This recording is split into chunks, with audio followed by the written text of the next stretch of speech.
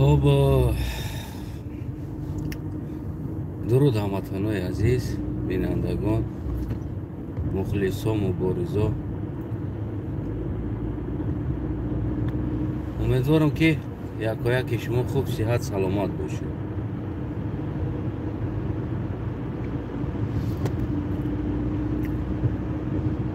اگر دوست پشوی شده باشه یگان آدم یگان ویب دست نویسه طالب را با ما برابر میکنن. یعنی کم ترک در این مسئله میخوام صحبت کنم که طالب با ما برابر میکنن. در جمع عکس شممونم ویدیوش در فیسبوکم پدیلیت کردگی هستم. یک تاجیکستانی به نام زیایی، به نام بگیم آدم باسواد، دیندار بگیم مردم در تالار جمع کرده با یک بگیم که گویا که بیچاره‌وار هست، گویا که تاجیکستان بسیار بگیم در خطر داره و در تمام صحبتش بگیم که طالبا با امروزه بگیم مردم برابر میکنن، یعنی که با ما برابر میکنن.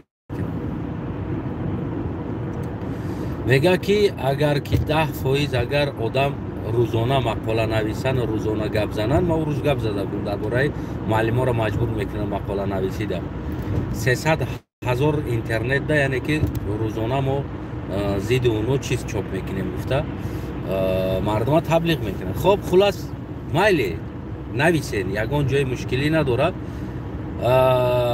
میگه انتی رکلامه تا توج رکلامه بنویسین. ما طرف داریم که شما در وصف ما بنویسین هر چیزی که و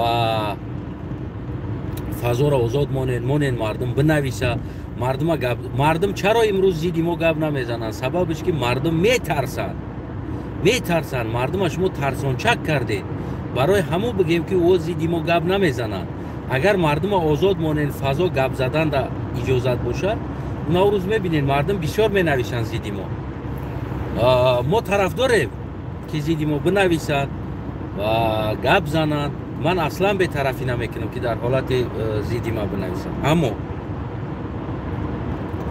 ما را با طالب برابر کردن. اگر او بیا مکتباتونا میبنده، اگر او بیا دینتونا میبنده، اگر او بیا مذهبتونا میبنده، اگر او بیا یونیورسیتتونا میبنده، اگر او بیا زنو را بیرون برآمدن نمیمونن، اگر او بیا فلان، اگر او بیا فستیوال، یعنی که ما را با طالب برابر کردن. بیاین یک چیزی عادی ترین مثال میاریم با همون برادر سخنوش. ببینید طالب در کجا هست و ما در کجا.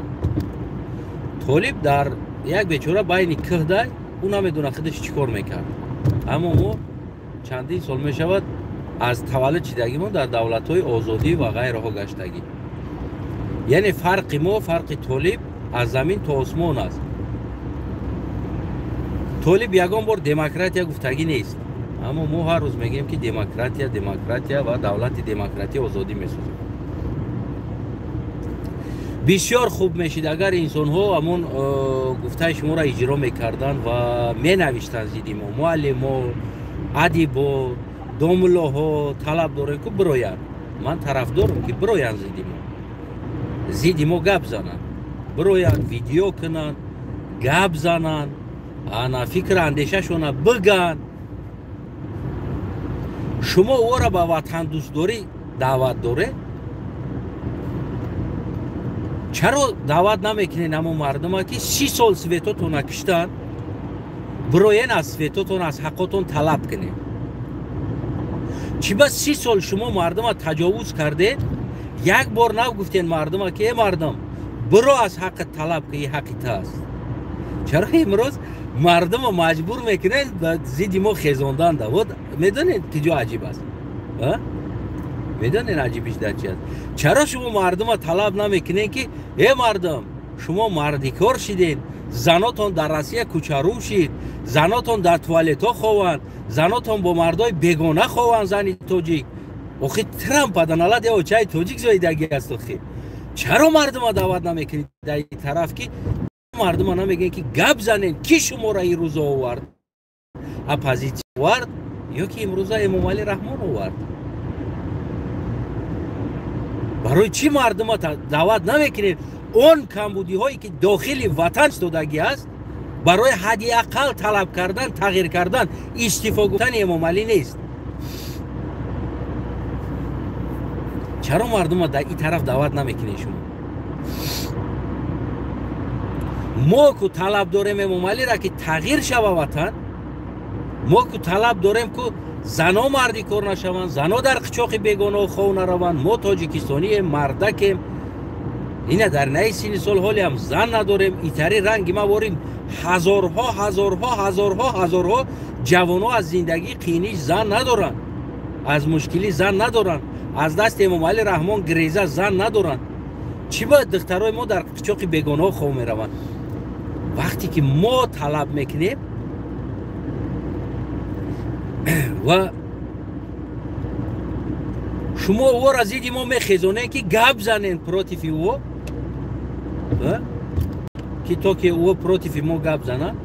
اما چرا شما او را طلب نبینین در 30 سال مشکلات داخلی را گپ زنن؟ چی به اجازت نمیدن بودن؟ شما مردم هم مثل سگ استفاده میبرین، زیدی بیگانه کش میکنین، زیدی خودتون یا بریدگ نانش میتین، یک تای توقع اوقاتتون هم میتین، یک نمیدونم استخوان گوشت خودتون خوردین استخوان هم به مردم میتین، بعد همون مثل سگ برین، بعد کش میکنین بالای یک دیگر را. همون عقل نداره همون مردم نمیفهمه که چی شیده ایستاد از در وطن. شما چی فکر دارین؟ همون مردم همین خلق نمیدونه. کی میگه که ما مکتب از بین میبریم؟ کی میگه؟ ما برعکس میگیم علم پایان رفت. سبب قفا ماندن تاجیکستان علم است. ما مدیسین را رشد میکنیم، ما خیمیا را رشد میکنیم، بیولوژی را رشد میکنیم و غیره را رشد میکنیم. در تاجیکستان ما تکنولوژی را رشد میکنیم. اون چیزی که امام علی نکرده است. ای میگه که شما را رنگ طالبان میکنه. دیدن چه خیلی مغزی سری مردم ها بگیم که اینا گیج میکنن، ویران میکنن. خیت کردن شما؟ اینا خلقه مثل سگ استفاده میبرن. این قرگنانش میتنه، بعد کش میکنن بالای یک دیگر دا کش زیاد فس گپ زد. چی بات گپ نمیزنی؟ چی بات مجبور میکنه که تو بگیم که چیکار کنی؟ گپ زنی. مجبور یعنی گپ زدن این مجبور است، اختیاری نیست. من شما را روز گفتم که معلم را مجبور میکنن. اینای آشکار در تالار تبلیغ میکنن. خراشا مردم از مشکلی گپ زنه، مردم نمیخواه که زندگیش بد شود. ما طرفدار هستم. دوای گفت که همو گپا مردم دعوت میکنیم زیدی بی‌سویتی گپ زنن. براین گپ زنن سودش نکنیم برای زیدی بی‌سویتی گپ زدن. براین مردم از مردیکاری گپ زنن که ما زایبت چیدیم ای مردیکاری چی به جای کار در تاجیکستان نیست. پس مردم همون گپ زنن از این کمبودی ها. وقتی شما طلب دارین که مردم از کمبودی گپ زنن، پس چرا نمیمونید؟ چرا شما نمیمونین که مردم از کمبودی داخلی خودش گپ زنن؟ میبرن تروریست اکستریمیست خوجای خارجی داره میبرن زندانش میکنن، بگیم که میکشنش قتلش میکنن، از وطن دورش میکنن. چی با نمیمونین؟ دیمین مسئله دا میویه. دیمین مسئله غفور سیدای همه حکومت دفاع نکرده بود، یعقوب سلیم دفاع نکرده بود، سنگک سفر دفاع نکرده بود. گپ میزد از پشت همین سیستم ساختن. سیستم را کجا شیدن؟ سوال همون زیدی همون جوانای گپ زدن که همون جوانایی که امام علی را گفتن این نمیشود، بگیرینش، ایوازش کنیم، تغییر بتیم. او را میبردن زندان میکردن میزدن. یعقوب سلیم ترما را دوینای رشوتکه کنین گفت، یا وینای نه، خودش رفت در دوینای رشوتکه شیشت. یعقوب سلیم تغییرات های در داخل سیزا و ترما آورد کو. یعقوب سلیم هیچ کوتاری تغییرات آوردگی نیست. این همه جاسکس، راست ماندن، مردم بگیم عذاب دادن، در آفتاب شناندن، همه اینمی سیستم ایروزه را تو که بگیم مردم نکزد کنن یعقوب سلیم آوردگی، یعقوب سلیم ساختگی این سیستم را.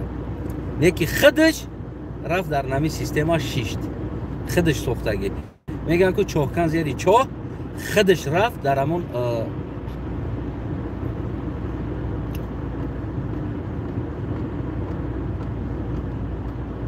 در همون سیستم های سوختگیش بگیم که خودش رفت شیشت.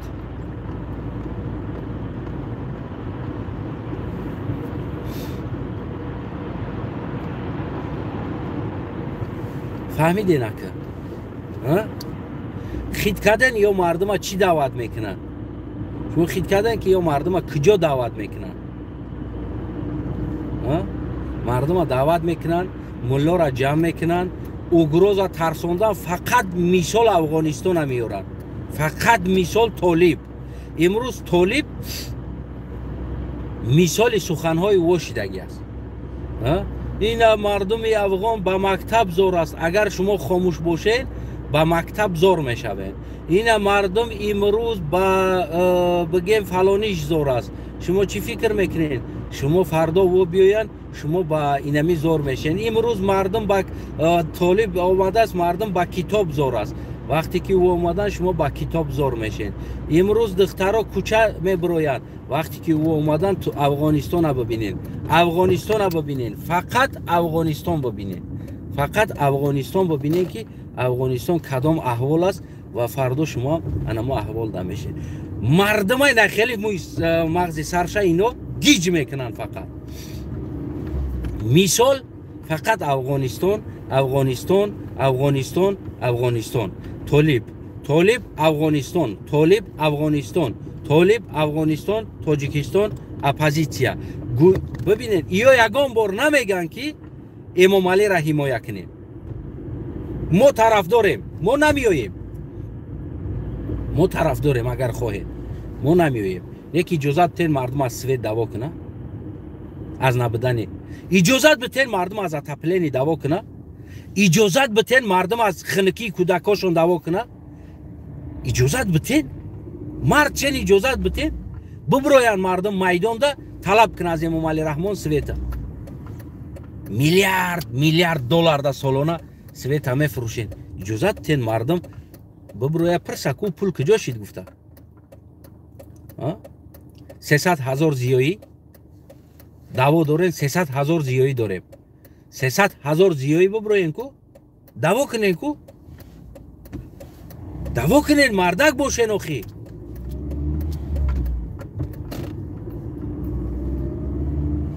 دوخ دارین دعوا کردن ده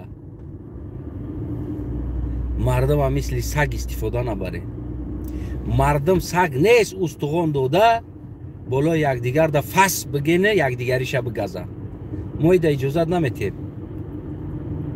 اگر همون دوملو اگر همون زیایی اگر همون معلم اگر همون انسان ها در سخن ما اشتباه بیاون در همه تمام گفته های سخنم اگر اشتباه بیاون من راضی هستم گفتی همون گپا ببروین زیدی ما گپ زنم من خودم از همو بخشش میپرسم وقتی ما دین گپ زدم یعنی دین نه دوملا را گپ زدم دوملایی که لپ زدن مثل مرغ کرک باری دعوا کردن نتونستن از دین وقتی من گپ زدم بیچاره یک دوستی خوب دارم برادر پرویز رحیم زاده بسیار بچه خوب است اکا گفته سخت احترام میکنه برآمد گفت اکا همین مردم ما نمیفهمه خودت کافر میگن خودت بد میبینن همین مسئله دا گپ زنی من ترا میفهمم تو چی مقصد داری گفتم بله همون خودت فهمی بسه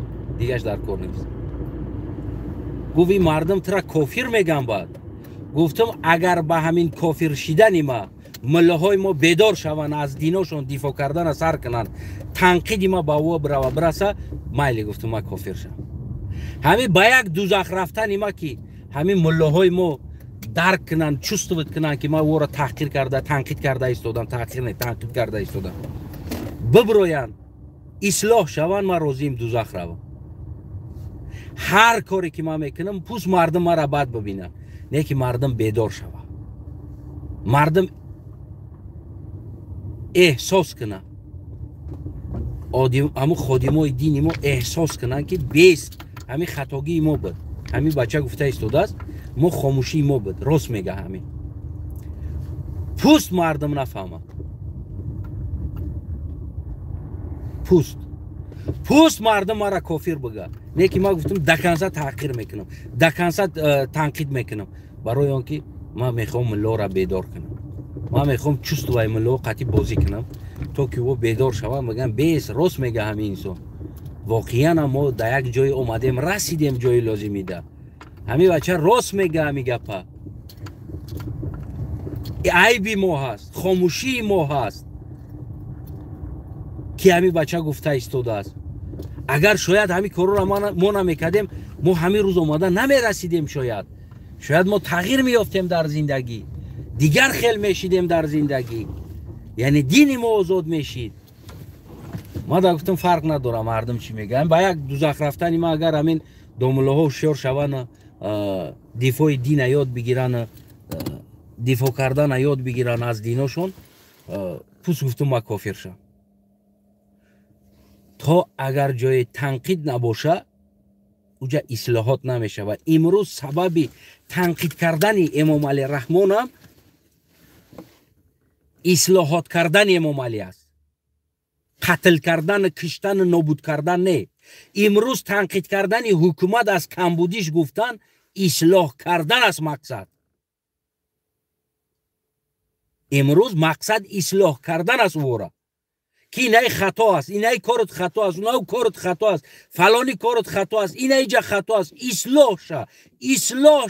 اصلاح که نه اینکه سگوبلیت که چقری برا نه اینکه گفتگی انسان تروریست بگو سرک ای وطن اصلاح که تغییر بده اینای است تنقید کردن یا که تنقید کردن داملو هم اینای است مقصد که اچو خود سکنه ببینه خطاگی خودشه در پیش او رقصیدن گرفتی اینای را میبینه او خطاگی را کم تکت کردن نیستی او نمیبینه خطایشه زمانی یه نکمش مودا کم ترک از زمانی تغییرات یابی چون مشاوی مردم مسلمان در روی دنیا بگیم که صحبت میکنیم کم ترک ما میگم تو دوام شه یگان روز بعد پراتر براتون میگم زمانی دنیا را اسلام کنترل میکرد در تمام جا خلیفه امیر را بگیم قماندان اسلام تعیین میکرد مردم مسلمان امیرای مسلمان تعیین میکردن دتا و عدل داشتن که یعنی که بگیم همون قصه را اگر تاریخ نگاه کنیم بیم همین قدر عدل داشتن که گفتی همون گپو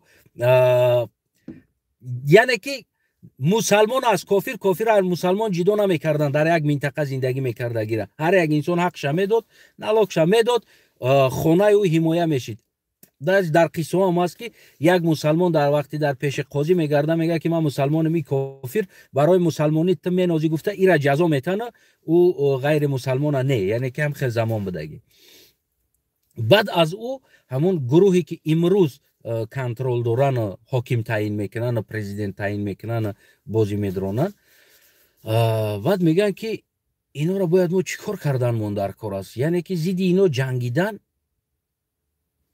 سمسل نداره نمیتونیم جنگیدن دنیا را یا از امروزه همین سیتواسیایی که ما داریم ما میگیم ما را کنترل دورن ما زید یا چخیل میجنگیم یا را چخیل اتکاز میکنیم که ما شما دا پچینه تنه میکنیم یعنی که اما اتکاز کردن جنگیدن است یو میگیرن بگیم که لبای خیل تاود میتن نابود میکنن همون زمان همین خیل بود قدرت بعد چیکار کردن گفتن که یعنی 20 یار همون شاه ها را باید ما گروه ها تشکیل کنیم که بنازیم شاه ها فهمیدی شاه اگر گوزیده مونا در وصف گوزی شاه باید ما شعر بنویسیم یعنی که او را هوا بتیم اینا تشکیل میشوند استا پراویتلای مسلمان در پیشش اومده رقصیده اگر یک گوزیده مونا پراویتل در وصف گوزی شاه شعرها نوشته بوی گول عطر دارد گوزد ای شاهم گفته نمیدی صدای بلبل دارد گوزد ای شاهم شعر می نویسن در وصفش شعر می نویسن شاه هر گپ میگه بالای دست میکنن، سر خم میکنن، کونه گیز میکنن. شاه از کنترل یعنی خودپرست میکنن، منمانی میکنن. در وقت زمانش شاه یعنی که یک سالداتی عادی میتونست که اگر شاه یگان خطا کنه بدرویه هم سالدات دروش گپ زنه که همون پراویتل ما در میدان جنگم تو در نهج شیشتگی تی نه تصمیم منگی ما میدونم اوجا چی حالت است. یعنی که اون میتونست بگه آزاد. وقتی نبودنی اسکرها و غیره ها اینا استا دربار شاه جا میشوند. در وصف شاه گفتم که شعرها میرویسن، شاه هم و کونگیز میکنن. شاه تکبر میکنن. شاه تکبر میشوه. پراویتیلا عادت میکنن در تکبری. وقتی که یک سالدات میویه یک از خودش میویه میگن که دوست تورور و دشمن شکروار یا شکروار میکنن. بعد دوستش میاد یک گپی سخت گپ میزنه میگه تی اشتباه کردی کو میگه بگیر ایرا بکشین. ای کی زیدی ما گپ زدیسته. ای طرفی شیرین با او معقول میشوه، شکر با او معقول میشوه. فهمیدید؟ همی خیل کرده شاه را تکبر میکنن، همی خیل کرده پراویتیلا را تکبر میکنن و او پراویتیلا اطراف خودش نابود کردن سر میکنن. آدمایی بگیم که همون لازمیشه. خلق اوج دیده، یعنی از عدالت برآمدن شاه دیده، یعنی پراویتیلا را دیده. استا خلقم زدنی خود زدن میگیرن. در تمام میویا عصر زمان اینمی امیرای بخارا و اینمی زمانایی که ما داشتیم در تمام میویان که امو دورای بعدی امو سلطان ها میویان و غیره ها میویان که در تمام میشوند که اینو مردم باید دختری 12-13 سالش توفه کنه که خوره وقتیش. اگر که نکنه که اگر شاه دلش برای دختری زور بوده است نیاره نه تنش او را آتش قطعی نابود کردگیه. یعنی همه خیل کرده بین خلق بین پراویتیل جدایی شدگی است. بعدی که این کار شدن میگیره بعد اینا حمایه شاه با خودش گرفتن میگیرن. دوستا شاه دادگی پریکازه ایو کردن میگیرن، ایو میکشن، قتل میکنن. بازم در نظر شاه اینا شیرینتر میتوان، اینا بازم شیرینتر میتوان. همه خیل کرده استا ایو را پتکوپت کده میگیرن. بعد آهسته اینا سویتنیک و اپراولت میکردگی من برای چی انسانایی که همین شیطان سویت میتکو ما شموش میبینم خیچه دانو میگیره و یک کس پیش میدرونه بدرو تگابزه بگو این ایره بگو این تری بگو انا ایجا بگو این ایره بگو یکی خداشون کو در پشت میشنن. یعنی همین ستیل شیطانی را در همون دور زمانی که برای شکستن مردم مسلمان همون که او پراولت میکردن دنیا را تعیین میکردن همو را پراویتیلاشون همو را بگیم گرد اطرافاشون ده یعنی بینمی شیطانی داخل میشوند. این خیلی زیدی و برآمدن نمیتونن. اینا تاریخ اثبات کردگی است. میگن شاه هم حضرت هم بعدی که میگیم حضرت اوج پلی داشید در وصفی او شعر میخونن، مسخره بازی میکنن، شاه هم میخندونن، تبش خش میکنن، شاه دا سوید میتن، شاه دا دختراشون هم میارن میتن، عادت میکنن در این کارم پراویتیلا را. بعد از او پراویتیلا عادت میکنن وقتی که با مردم برابر صحبت میکرد بگیم مردم میومد گپ میزد شاه گوش میکرد و اشتباهش قبول میکرد. آهسته دیگه اشتباهش قبول نمیکنه برای که این اشتباه میگیره.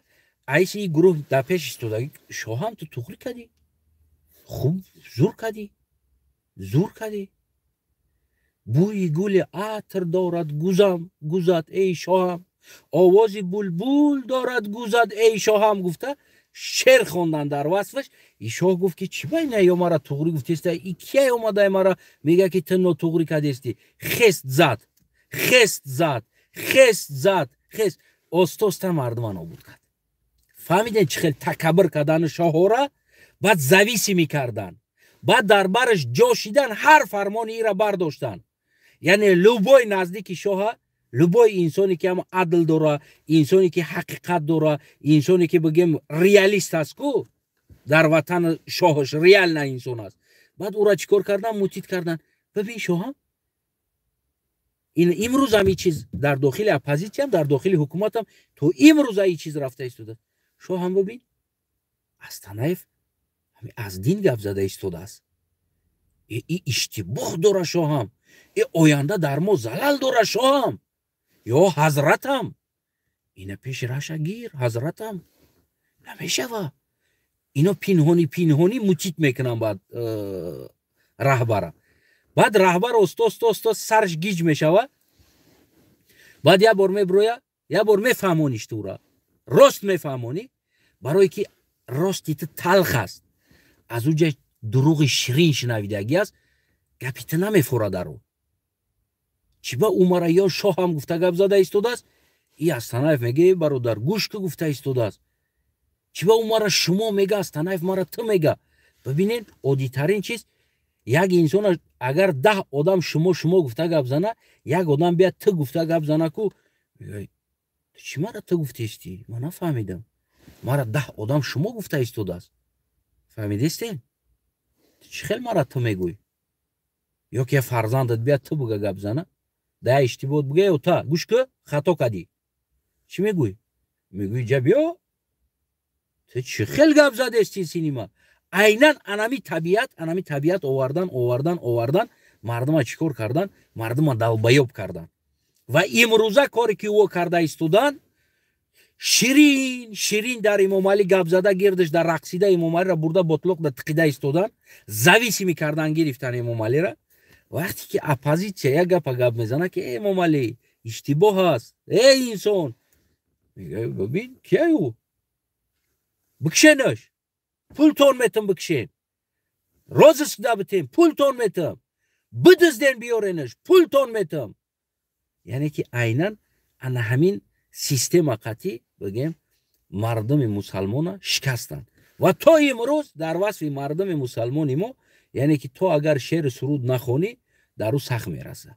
این همه حاجی میرزوت هم دیگرش هم که همه وقت در پیشش آدما بدن که دست خم و کنگیز و حضرت هم و تاوی طهرات گرم و پلاتینسه در دستش قپیده ایستادگی و بخی امروز ما میگم که تو اشتباه کردی تو از مردم صدقه گرفتی تو اشتباه کردی تو گپا را نگفتی تو نه گپا باید میگفتی.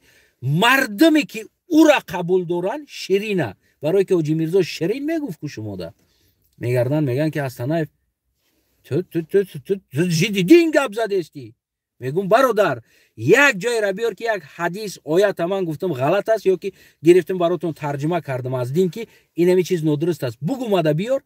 تو میگه حاجی میرزا را گفتی کو تو میگه فلانی را گفتی کو آیا دین نیستن یا خادمان دینن یا حمایتگرن نه که ایو زدنی خود زدن من یا را تنقید کرده استم بخیزن ایو بخیزن نکنیست خطاگیشون بگردن بگیرن.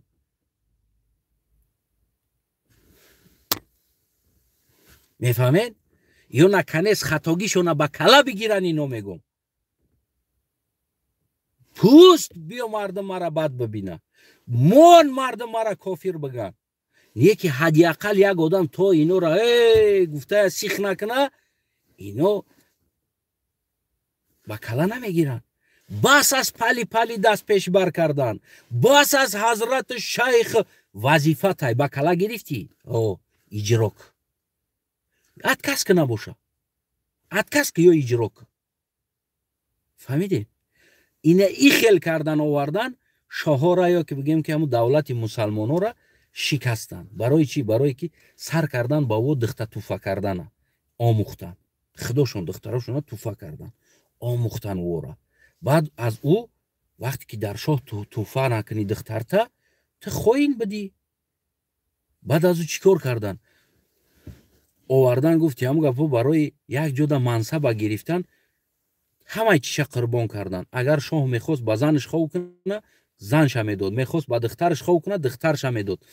آیسته آیسته چیکار کردن میگیم که همه خیل شکستن. یعنی ببینین این قصه عادی در سوخت شدگی است. یک جوان از کلوب بگیم از طرف کلوب میویه در ولایت سوخت کدام یک ساختور در رهبر شده میویه یک ساختور در رهبر شده میویه راست کاروچی همون ساختار دا کار میکردگی زم начальник да махкул намешава. یعنی که همون کارگروی هم موین دیم степень کار میکردگی да махкул намешава. کاروچی ایسوس نگاه میکرده چیکار کردن در کاری را چیکار کردن در کار. این ریال نشیدگی واقعی هست در خوجند. اکی همشون جوانان هم زن دارن نو همون بگیم که 25 27 28 ساله 30 ساله جوانو همون دور زمان جوانوش بعد خونش تکلیف میکنه یا بار دو بار مهمونی تکلیف میکنه زنش هم میگه که کاروچی اوستا роман крутит قطیش ما ایرا باید ریشش قاق کنیم بعد اوستا زنش کاروچی دا همون رئیس جون گفته همون خنده کرده بعد نیم بهرم پوشیده خیلی سینه‌شو توونده پوچه‌شو توونده اومده اوقات آورده خیلی رئیس هم نه اومدگی اونجا گفتی همون گپو نه 4-5 ماه دیگه سالی زنش در اون منطقه موندگی دوشنبه ده بگیم خیلی راه حواس میره و انسان کوتاری برای چی میگن که همه وقت پیش یه مردک بیگانه ده یعنی نه توجهید که مردک وازبوجداد میکنه مردک تیز وازبوجداد میشه برای هم میگن که زن باید در پیش یه مردی بیگانه نباید جای مرد وازبوجداد میکرده اگه سفیدیش نشان بده بعد خلاص استوستا بگیم بعد بگیم این زنک پریموی تلفن کردن میگیره در کابینت همون رئیس درباره همون شوش خیلی رئیس جون شناسایی پیدا میکنه بعد یک روز استاکک رئیس بگیم در سویدنیا دعوت میکنه این همش کنترل شوش قطعی میشوه شوش همه اوگو ایستادگی است چیزی ایستاده است شوش گفتن میگیره میکاره که دعوت میکنه خونش ده خودی همین مردک دعوت میکنه خونش ده این خونش میروه اکی جوره شدگی نه کی باور میکنه خونش میروه زنش میگه درآید میگه ولی اومدگی نیست سازی میویا بازار در رفتگی یاد چیز موندگی بده همون چیزا را باید بیاره درآید میگه خیلی میدروره اوج این مردک اوج پروژه چه کشیدگی است بعد زنش هم تری نیم بهرانه و پیش هم تری نیم تگه گفتی همون گپو همون اوقات میوره و جوست پوچهش در پوچه رئیس میرسونه و انا بگیم که چای دوده خام کرده سینوش نشون داده خیلی رئیس هم دیده یک کم ترک چی میشه بعد رئیس جان گفته یک دست رسونده میمونه این بچه دیگه مردک کم ترک کنترل میبروه و میگه خیلی تومادنش میگه بیا یک تکده گیریم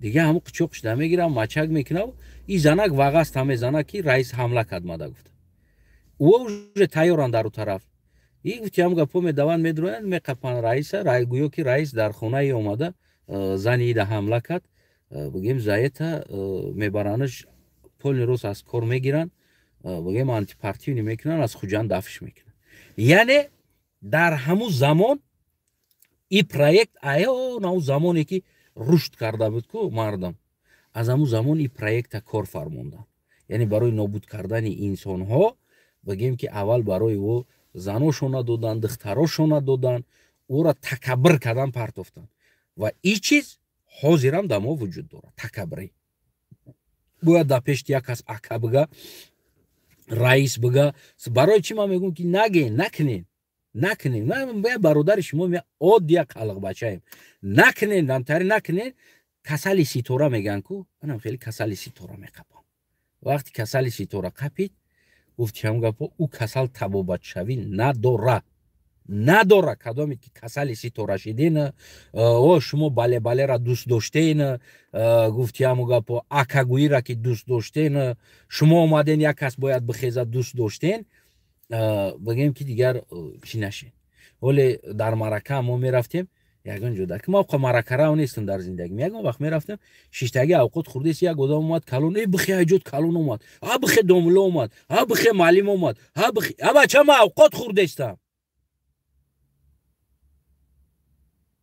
ما اوقات خوردیستم او دیر کرد تمام سلام آبشی بدرو بشی اوقات خبره بعد بیرنده سلام علیک میکنیم دست خالی بدنده ایسری اوقات باید 12 بار بخیج که بخی دوملو اومد بالا بگذار دوملو را بالا بگذارونین همه چیخ میسته دوملو را باید هم تا بگذارونی ای بالا بشنونی معلم اومد بخی معلم اومد ها بخینه کلان سال بالا بگذارن ابچه تیس بگذار کلان بالا بگذارن کمتر پایانتر بخیجن داملا بالا در جا شوه کمتر پایانتر بخیجن ای کلان در بالا جا شوه میدونین این چیز دیواتیست است این چی دلبایابیزم است میفهمین نمیرم نه نمیفهمین نباید بخیزین نباید گفتیم حرمت هست حرمت ایجا خستن نیست میفهمین نمیرم مثل همونی که مسلمانی در نماز خوندن نیست اونمو همش نماز میخونن مسلمانی در او است که قوی بدن درمو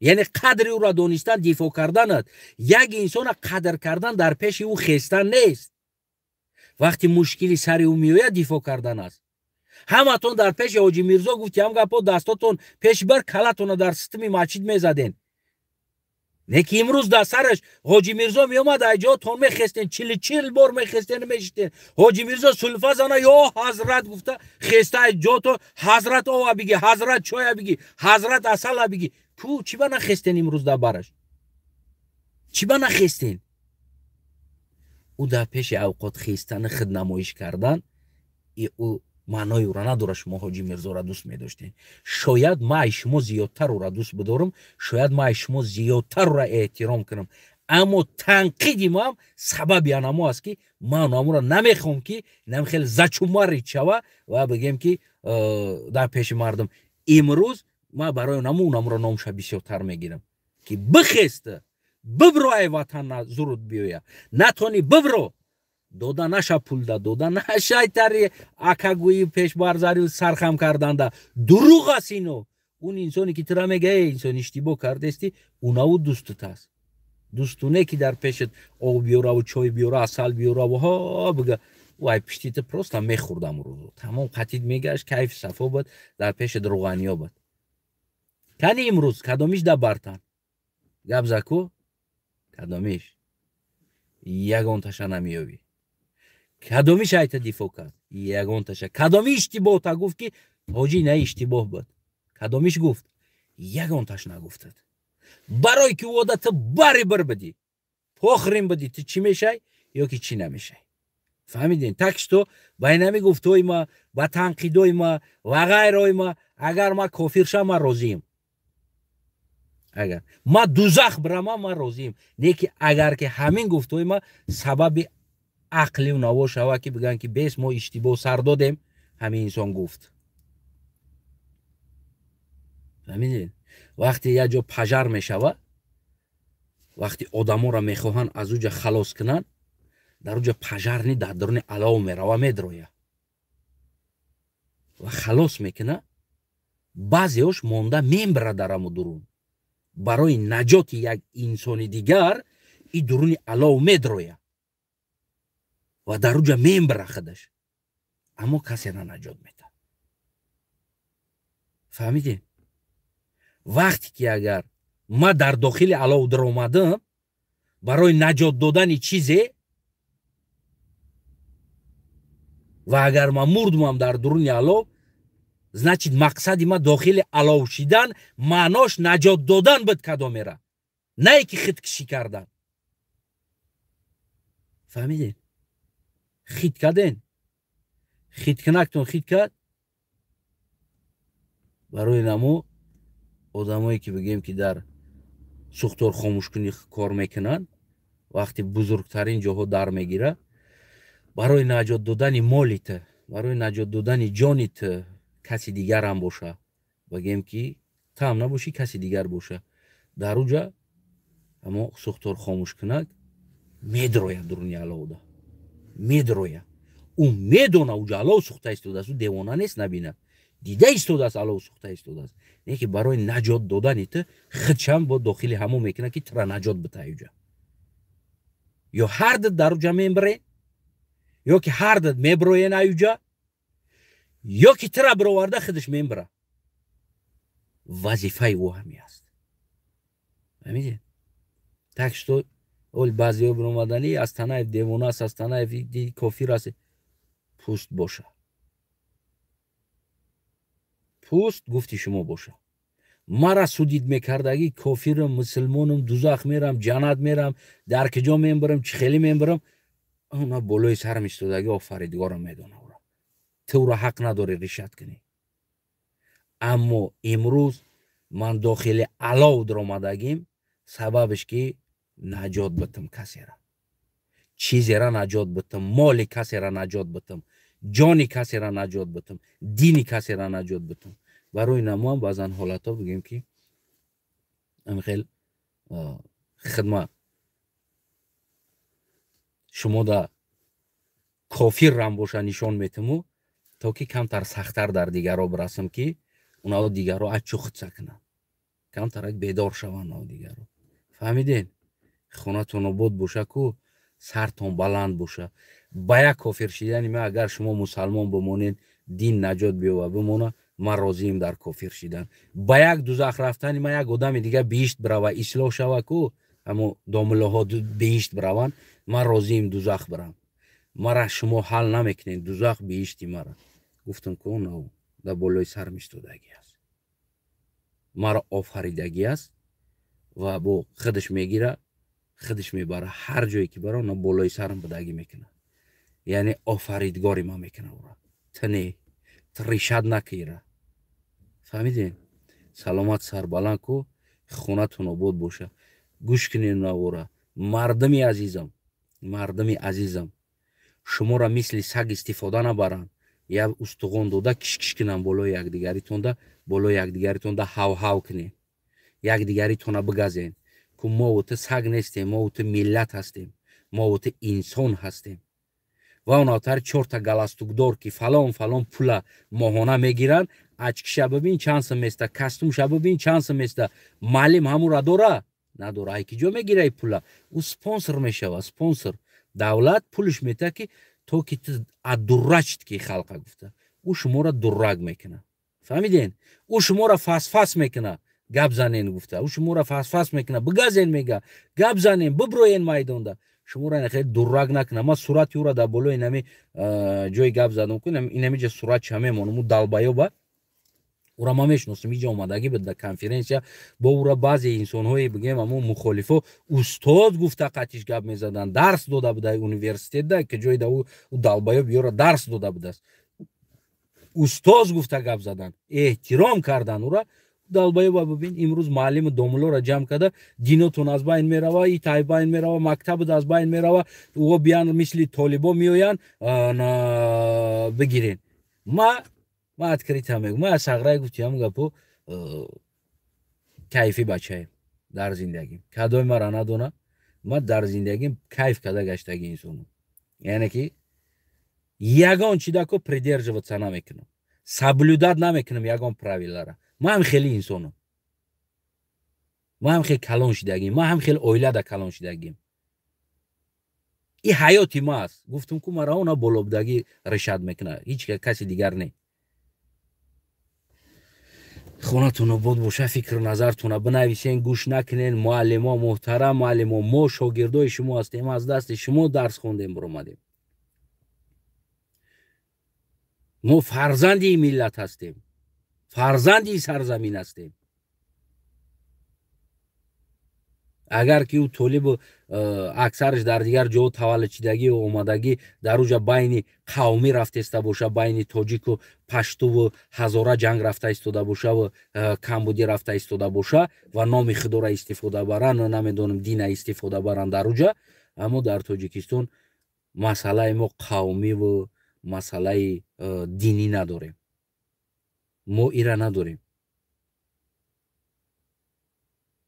این چیزا شاید امامعلی قطعی یگان منطقه ما داشته باشه، نه که ما نداریم. این چیزا ما مسئله قومی نداریم.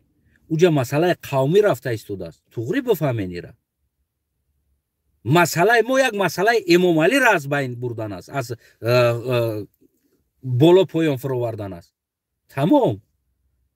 ما نگفته ایستادیم که ما میایم انا قلقا میایم فلانی لقیا را راه نمیتیم، لقیا چما میشوه، ما تاجیکا میایم قلق لقای قطعا دیگر رو چما میشوه. اینطوری نیست، ما نداریم ایرا. ما قلقم و اینه قدر بیننده دارم، اینه قدر اینمی همش برادرای تاجیک، برادرای لقای، دیگر لولی تبار و دیگرها هستند و دعوای ما همی است که لولی تبار مینیستر شوه، لقای مینیستر شوه، وزیر شوه، پریزیدنت شوه رفته.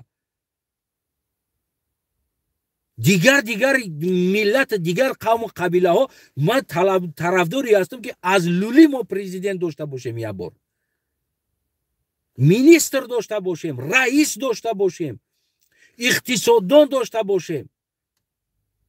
لولیا را، نه اینکه همون لولی در کوچه برآمده تلبیدنش که تاجیکستانی هست، اونمو هم برای ما را داغ است، اونمو هم برای ما را ناروا است که ما میخوایم او انسان وزیر باشه، لیوچیک باشه، وینی باشه، افسر باشه، سالدات باشه، سرباز باشه. ما ایره میخوایم، من شخصا ایره میخوام. رئیس مینیستر باشه او پرزیدنت شوه از لولی تبار یک است. 5 سال هم باشه یه بار پرزیدنت شوه. همون لولی هم خودشون یک خونه خودشون ده احساس کنن، نه اینکه کوارتیرن. زنده باشین، بنویسین کامنت ده فکراتونو. از من صورت چه میمونم.